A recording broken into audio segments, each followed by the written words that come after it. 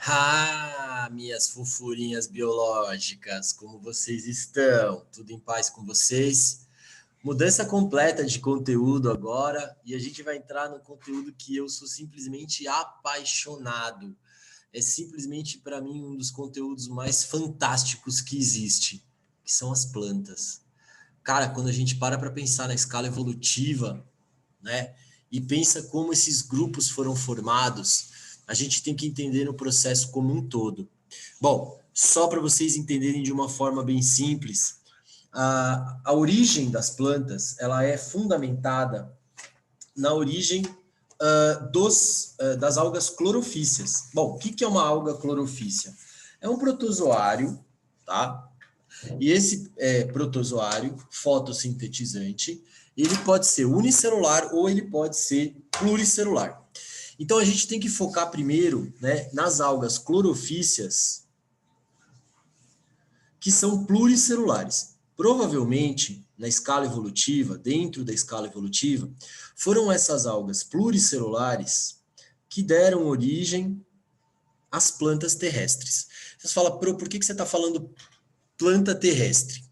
Porque a gente tem que pensar tanto no grupo animal quanto no grupo vegetal sobre a conquista do ambiente terrestre. A conquista do ambiente terrestre ela é fundamental para os organismos que estão na Terra. Então, só para a gente entender, as clorofícias, são, né, as algas, elas são a base da cadeia alimentar. Você fala, por que elas são a base da cadeia alimentar? Porque simplesmente elas produzem a biomassa que vai servir como base para, né, a alimentação de consumidores primários, secundários, terciários, que vocês vão estudar em ecologia o ano que vem. Então, essa é mais ou menos esse fator. As plantas, muito provavelmente, surgiram há aproximadamente mais ou menos uns 550 milhões de anos atrás.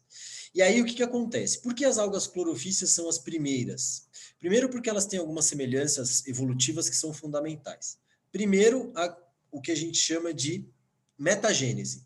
Então, o que é a metagênese? A metagênese é a alternância de gerações. Quando você estudou lá no primeiro médio, meiose e mitose, você tem lá dentro os ciclos celulares. O ciclo de vida dos organismos ele é dividido em vários tipos de processos. Então, você tem lá a meiose, que a gente chama, que é a produção de gametas, né?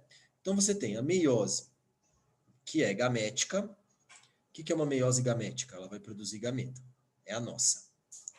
Nós somos diploides e produzimos espermatozoides haploides e óvulos também. Nós temos a meiose espórica. Então, o indivíduo 2N, diploide, vai produzir esporo N. Esporo é uma unidade funcional que vai originar um organismo reprodutivo. E nós temos a meiose zigótica. O que é a meiose zigótica? É aquela em que, a partir do zigoto, rapidamente, assim que o zigoto é formado, ele vai produzir gametas. A gente não. A nossa meiose gamética, a gente fica adulto, cresce, para depois produzir o gameta. Na meiose, dentro dos ciclos de vida, nós temos o que a gente chama de alternância de gerações. A alternância de gerações ela é fundamental, porque eu tenho uma fase que é haploide. Essa fase haploide ela é mitótica, então é N. E eu tenho uma fase que é diploide. Essa fase vai fazer meiose, é 2N. Então, essa é a primeira semelhança entre plantas e clorofícias, por isso as clorofícias são provavelmente o grupo que surgiu primordialmente e a partir dela surgiram os organismos terrestres fotossintetizantes. Segunda coisa que é muito importante. Porra, é clorofícia, velho. Tem clorofila. A maior parte, quase 95% das plantas é formada por clorofila A e B. Ou clorofila A ou clorofila B. Poucas plantas têm as duas, tá? Outro detalhe importante, a reserva. A reserva das clorofícias é amido. Bom, e como é que a planta em si forma esse processo de surgimento? Bom, quando as clorofícias elas estão na água, elas são chamadas de talófitas. As talófitas, talos em latim, significa falso ou não verdadeiro. Fito é planta, então é planta que não tem tecido verdadeiro ainda. E essas talófitas, elas são da mesma característica do primeiro grupo vegetal chamado de briófita, que são os musgos. Então, olha quanta informação maravilhosa vocês obtiveram nesses primeiros minutos aqui. Bom, as plantas, elas não têm as plantas primárias, elas não têm tecidos. Então, a forma de eu poder classificar as minhas plantas está relacionada à presença de raízes, à presença de caule, à presença de folhas, à presença de vasos condutores e de tecidos de sustentação e revestimento. Então, essas são estruturas naturais de uma planta. As plantas, elas são divididas em criptógamas. Então, as criptógamas são plantas que têm aparelho reprodutor escondido. E as fanerógamas aparente. Então, a minha classificação ela vai de acordo com as características presentes. Então, por exemplo, briófitas, elas não apresentam nada, nem raiz, nem caule, nem folha, nem vaso condutor, nem tecido de sustentação, nem tecido de revestimento.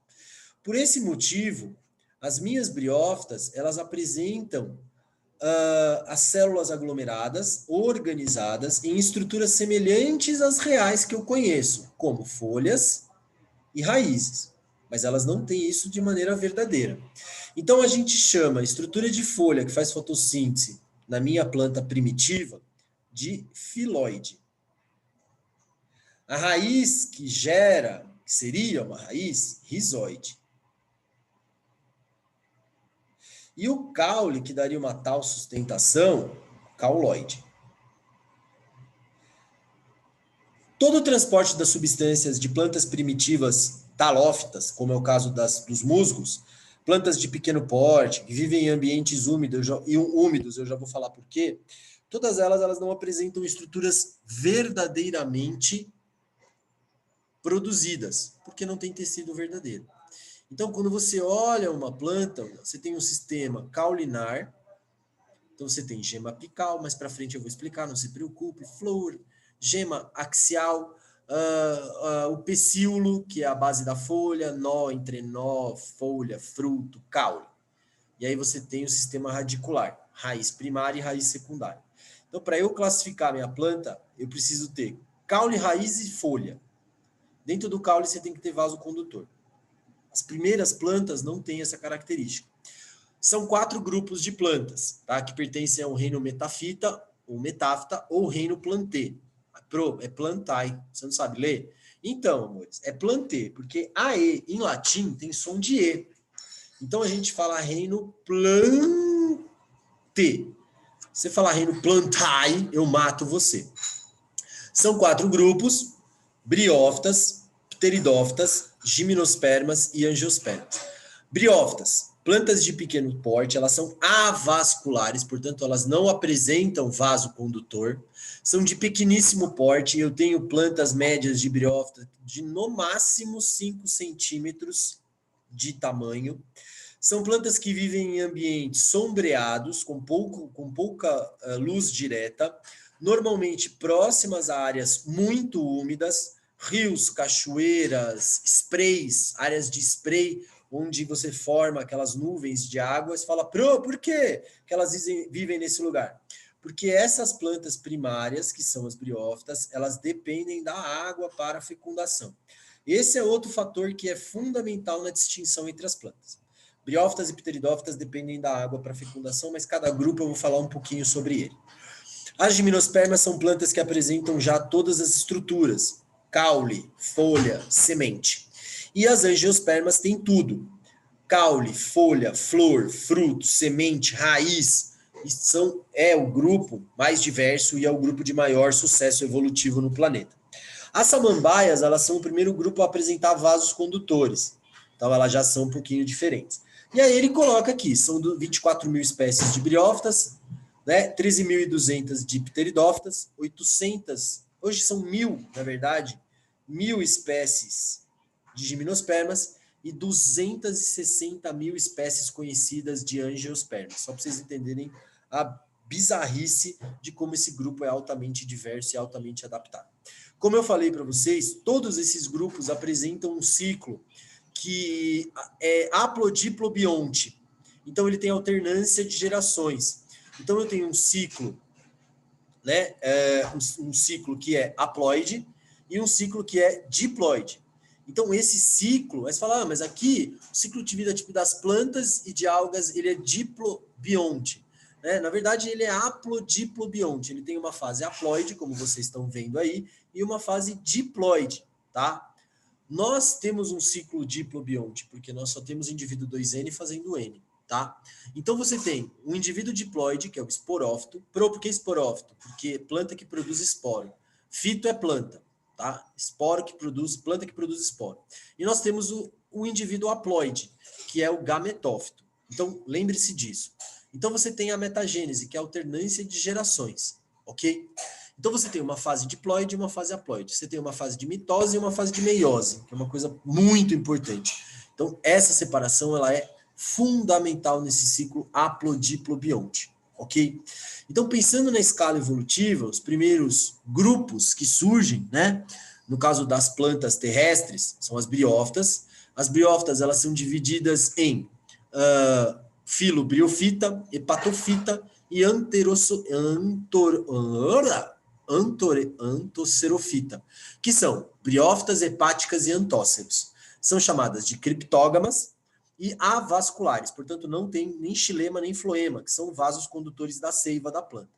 Não apresentam tecidos especializados e as suas estruturas são chamadas de rizoide para a raiz, cauloide para o caule e filoide para a folha. São plantas de pequeno porte, vivem em ambientes úmidos, mas eu quebrei as pernas uma vez porque eu achei que a gente falava só que briófita vivia em ambiente úmido, mas preferencialmente, porque eu tenho algumas espécies que vivem em ambientes xerófitos, ou seja, espécies que vivem em ambientes onde eu tenho baixo suprimento de água, tá? Então, isso é uma característica bastante importante desse grupo. Como eu disse para vocês, a estrutura da briófita, e aí a gente já vai para o ciclo de vida. A briófita, ela tem, por exemplo, indivíduos que são dioicos, tá? Ou seja, sexos separados, e eu sempre começo por quem produz gameta. Então, eu vou lá e começo pelo gametófito. Então, o esporo cai, germina, e aí ele vai produzir o gametófito, tá? Esse gametófito tem o masculino e feminino. E aí eu falei, por que eles dependem da água para fecundação? No caso das briófitas, especialmente as briófitas, principalmente agora, nisso que eu estou explicando para vocês, ela tem o gameta dela, que é produzido por mitose, ele é flagelado, ele é um dinoflagelado. Dino porque tem 2 flagelos. E ele é nadante. E essas plantas, elas estão muito juntinhas umas das outras. E aí, a gotinha de água cai sobre, né, o aparelho masculino, que é o anterídeo, liberando os anterozoides que nadam até o aparelho feminino, que é o arquegônio, onde está o gameta feminino, que é a osfera. Ocorre a fecundação, o zigoto ele cresce sobre o gametófito feminino, tá? E vai produzir uma estrutura, tá? Que não é clorofilada, chamada de esporófito. Dentro do esporófito, você tem a estrutura que produz o esporo, que é a cápsula, que nós chamamos de esporângio.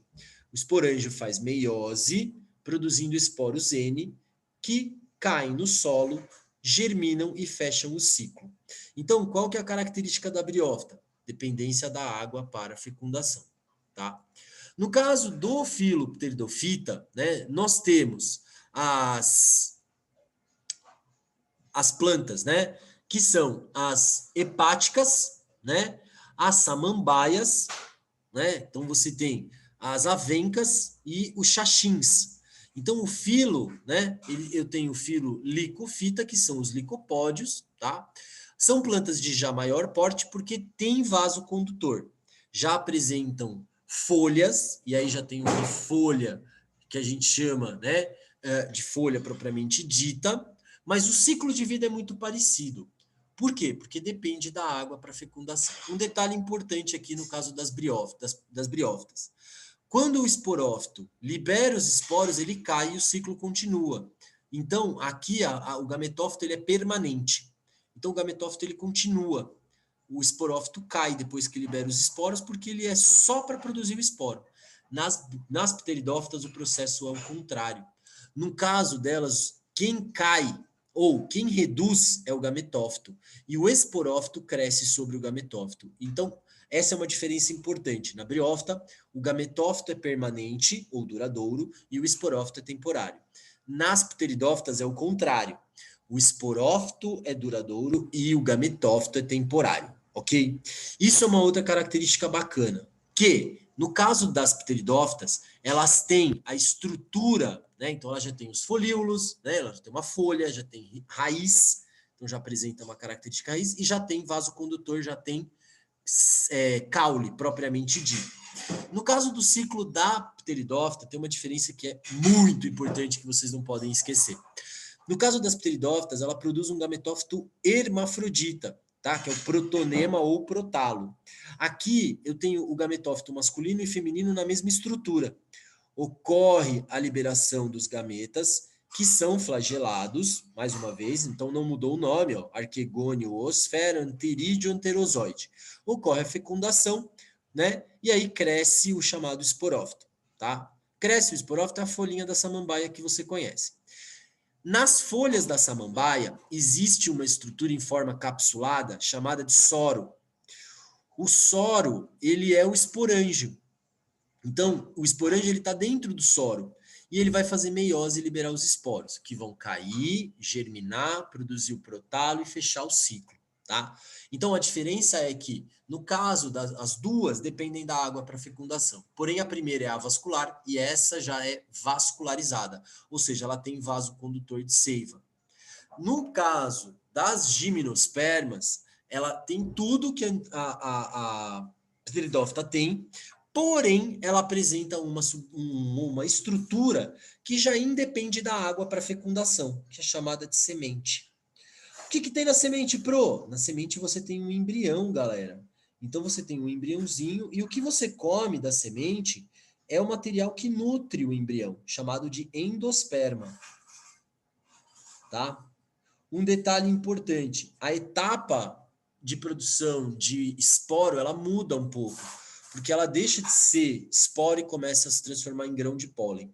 Na maior parte das gimnospermas, como, por exemplo, né, a ginkgofita, que é a ginkgo biloba, as cicas, né, que é a cica dofita, que é uma planta ornamental, né, as coníferas, que são muito comuns, como a araucária angustifolia, que é o pinheiro do Paraná, ou araucária, o pinheiro do Papai Noel, né, que é o pinus, todos eles são gimnospermas. Não produzem flores nem frutos, mas produzem sementes.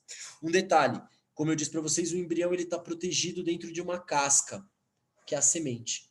E lá dentro você tem o quê? Lá dentro você tem o endosperma.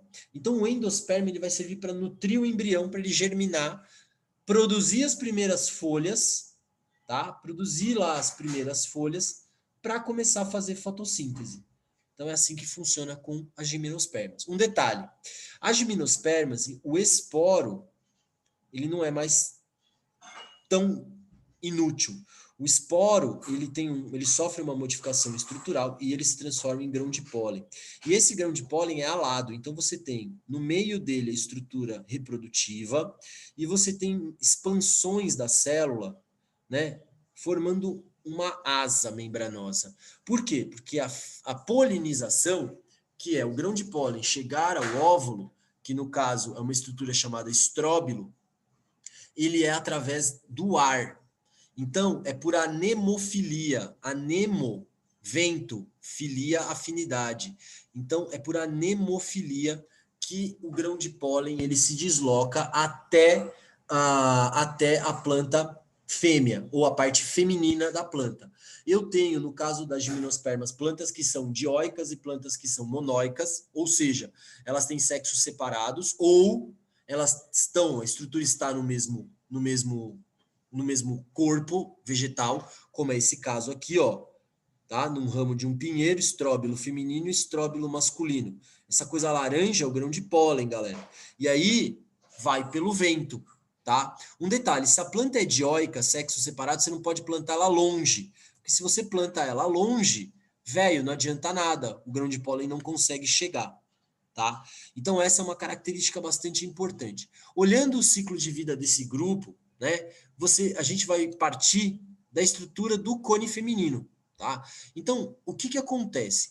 A etapa em que eu tenho o gametófito, ela é muito reduzida. Rapidamente ele se transforma em óvulo, que é chamado de megásporo, tá? Que é o megásporo funcional. No caso da planta masculina, é o micrósporo, e esses micrósporos produzirão os grãos de pólen alados. Olha aqui a membraninha dele. Pelo vento, o grão de pólen se conecta com o gametófito feminino, né? Aqui, fecundando a oosfera através de uma estrutura chamada tubo polínico, tá? Forma o zigoto e aí cresce a estrutura da semente, que é o pinhão que você come, tá? Então o tegumento, que é a estrutura protetora, que é a casca, o endosperma, que é o material nutritivo do embrião. E percebam que o endosperma é haploide, enquanto o tegumento e o embrião são diploides. Por que o tegumento é diploide? Porque ele vem de uma planta diploide. Toda a estrutura da planta é diploide, apenas a parte interna masculina que vai fazer meiose e produzir o grão de pólen, apenas a parte interna feminina é haploide porque vai fazer meiose, tá? Então, essa é a característica geral que nós temos no caso das plantas com sementes. Já tem raiz, já tem tronco, já tem semente, mas não tem flores nem frutos. E a maior parte das folhas dessas plantas, né, no caso de gimnospermas, elas são filiformes. Por que, Pro, tem planta filiforme? Porque é uma planta que tem uma alta demanda hídrica, mas uma baixa transpiração. Então, são plantas de ambientes onde são temperados. Então, eu tenho, por exemplo, invernos muito rigorosos. Plantas coníferas, por exemplo, que é o pinheiro do Papai Noel, elas têm essa forma cônica, matemática, aí, entrando um pouco na matemática. Por quê? Porque as folhas são muito finas e o aspecto cônico ele é para evitar o acúmulo de neve. Então, essas plantas vivem em ambientes muito frios. Onde eu encontro araucária no Brasil? No sul do Brasil, em áreas tropicais de altitude, como Campos do Jordão, Monte Verde, mas você não vai encontrar conífera, por exemplo, na Serra do Mar. Quer dizer, até encontra porque os caras jogaram lá espécie exótica, né? Ela não é uma espécie nativa da Mata Atlântica. Você tem uma mata de araucária, que é específica dela, é um tipo de bioma específico. Mas, no caso delas, são elas que produzem essas sementes. E o pinhão, ele é o aparelho masculino e feminino, tá? Então, o pinhão, ele é o cone feminino, onde vão ser depositados, né, os grãos de pólen e onde acontecerá a fecundação e a produção da semente. Então, um breve resumo. Briófita, pequeno porte, avascular, alternância de gerações, metagênese, são avasculares, então não tem caule, folha e flor verdadeira, caule, folha e raiz verdadeiras, dependem da água para fecundação, são dioicos, né? Tem gametófito masculino e feminino.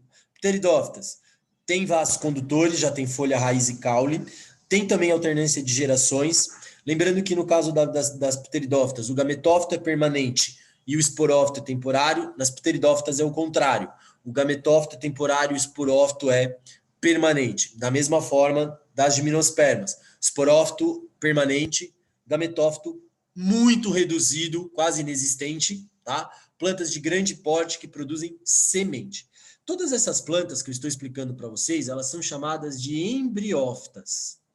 Por que embriófitas, Pro? Planta que produz embrião, tá? Então essa é uma característica bastante importante desse grupamento de plantas, tá bom? E aí na aula de Zoom a gente faz as atividades e aí a gente vai desmembrando mais algumas dúvidas que podem surgir aí ao longo dessa aula gravada para vocês, tá bom? Meus amores, meus lindos e minhas lindas, aquele beijo biológico para vocês e até a próxima aula.